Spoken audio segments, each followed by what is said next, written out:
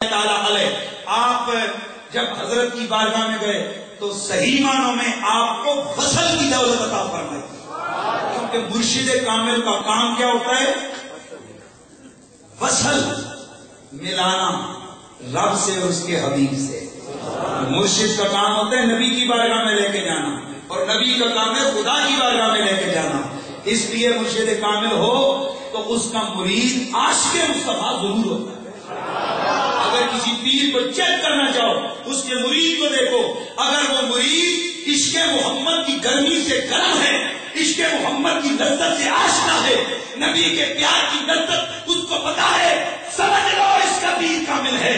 اور جسے دیکھو بلند مان دعوے کرے اور عشق کی لذت سے آشنا ہی نہ ہو، سمجھ لو یا یہ نکما ہے یا اس کا مرشد نکما ہے۔ کیوں کہ مرشد کامل کا پہلا کام یہ ہوتا ہے کہ جو اس سے ملتا ہے وہ اسے میرے محمد سے جوڑ دیتا ہے، اور جو بارگاہ ہے مصطفیٰ سے جڑتا ہے میرے مصطفیٰ اسے اللہ کی بارگاہ میں جوڑ دیتے ہیں۔ اور اسی کو ہم کہتے ہیں کہ ولی سے ملا ہوں، نبی سے ملا ہوں، ولی سے ملا ہوں، نبی سے ملا ہوں، نبی سے میں مل کر خدا سے ملا ہوں، نبی سے میں مل کر خدا سے ملا ہوں۔ خدا کی قسم میری قسمت تو دیکھو،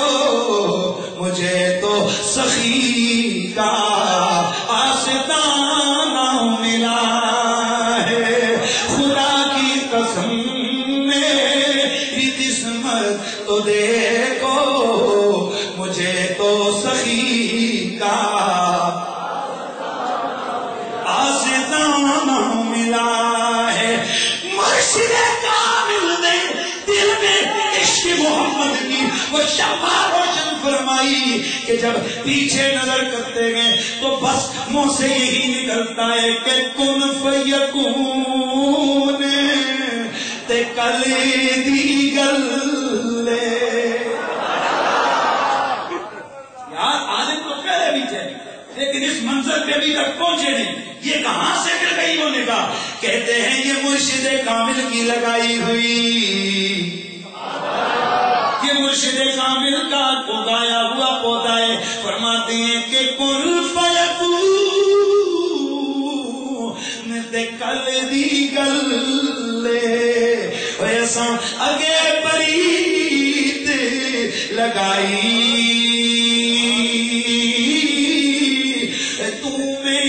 حرف نشان نیا اور جد دتی میم گواہی، اجنبی سانو آئے دسنے پہلے بھوٹے کاہی،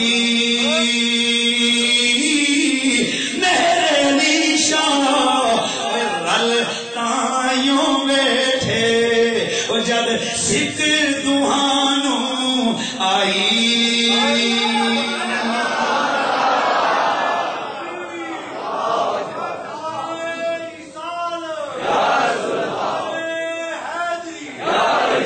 اللہ اللہ یہ خواجہ پیر مہر علی گولڑوی ہے۔ جب سرکار کے عشق کی وہ شمع اس قدر فروزاں ہوئی کہ آپ اب عالم کی اشیاء کی طرف نظر کرتے گئے، مجاز کی طرف نظر جاتی ہے، حقیقت کا رنگ نظر آتا ہے۔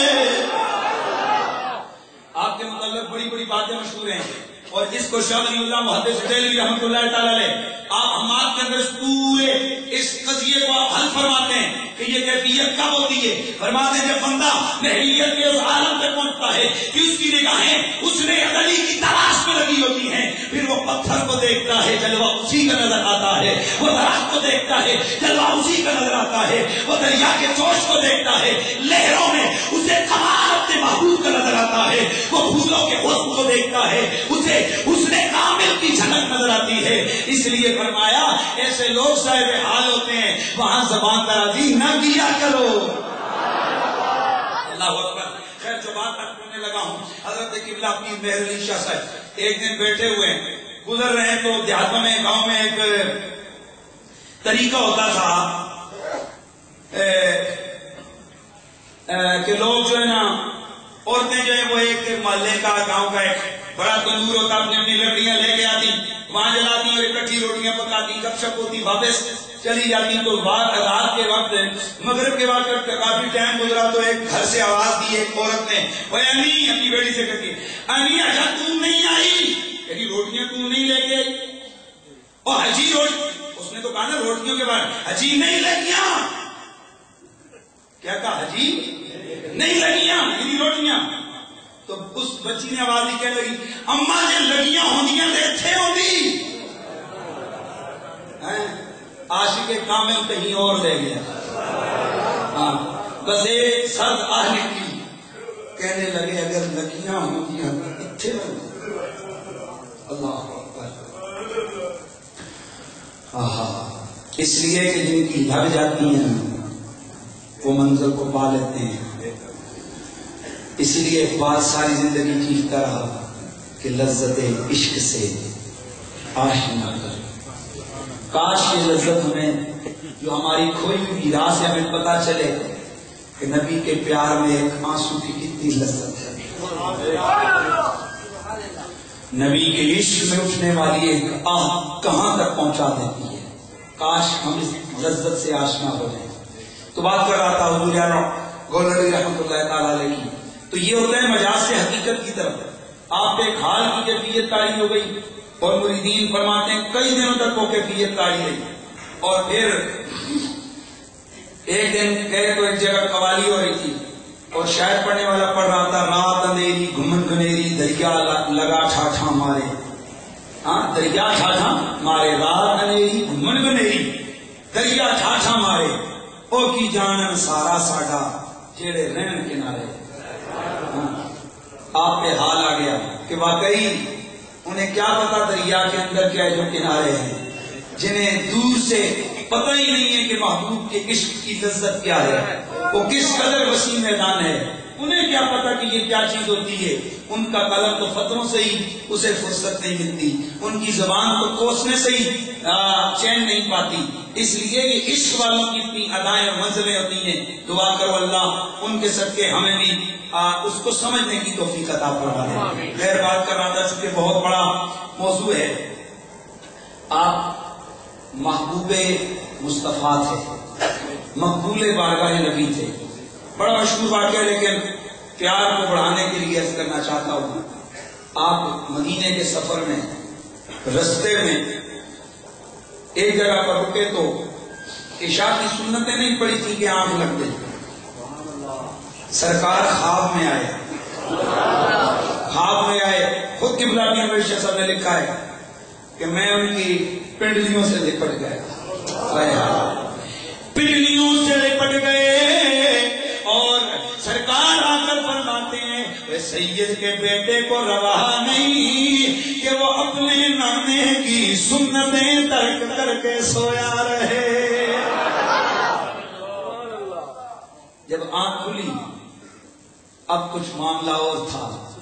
اب آنکھوں میں کسی اور کا جلوہ سما چکا تھا. اب مہر علی کی قلم حرکت میں آئی. کیا کہتے ہیں, اج سکھ نتران دی ودھیری ہے. سکھ سمجھتے ہو, اج سکھ نتران دی ودھیری ہے, کیوں دلڑی اداسی گنیری ہے, لو لو وچ شوق چنگیری ہے, اج نے نالایا کیوں جڑیاں, اس صورت نو میں جانا کھا کہ جانے جہاں کھا, سچے آخا تے رب دی نشانہ کھا, جس شان تو شانہ سب بڑیاں, مکھ چندے بدل شاہ شانی ہے, متھے چمکے لاڈی نورانی ہے, کالی زلف اکھ مستانی کالی زلف اکھ مستانی مخمور اکیہن مدبریاں سبحان اللہ ما عجیب لگا ما سنگا ما اکمل لگا کتھے میرے علی کتھے تیری ثنا کتھے میرے علی کتھے تیری ثنا گستاخ کھیاں کتھے جائڑیاں. یہ عشق میں ڈوبے ہوئے لوگوں کا زندگی کا حال ہے اور آپ مجدد ہیں.